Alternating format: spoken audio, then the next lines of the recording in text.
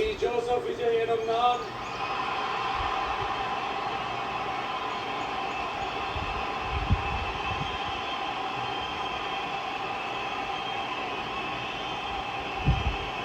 சட்டப்படி அமைக்கப்பெற்ற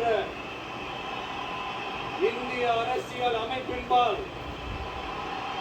உண்மையான நம்பிக்கையும் மாறா பற்றும் கொண்டிருப்பேன் என்றும்